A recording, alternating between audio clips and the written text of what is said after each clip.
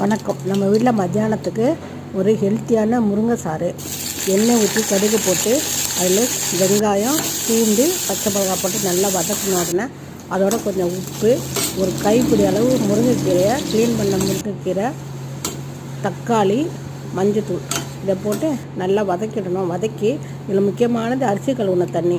நம்ம ரெண்டாவது தண்ணியை எடுத்து வச்சுருந்து இந்த கீரையோடு சேர்த்து ஊற்றி அதோடு இன்னும் கொஞ்சம் தண்ணி தேவை அப்படின்னா நல்லா தண்ணி ஊற்றி நல்லா கொதிக்க விடணும். இதை கொதித்த பிறகு கொஞ்சம் தேங்காய் கசகசாவை அரைச்சி அதுவும் இதோட சேர்த்துட்டிங்கன்னா நல்லா உடலுக்கு, வயிற்று புண்ணுக்கு எல்லாத்துக்குமே இது ரொம்ப நல்ல முருங்கை சாறு.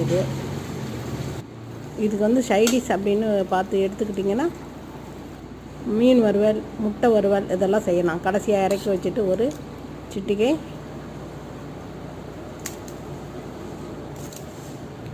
வணக்கம். இங்கே நம்ம ஒரு கைப்பிடி அளவு முருங்கைக்கீரையை வச்சு ஒரு ஹெல்த்தியான ஒரு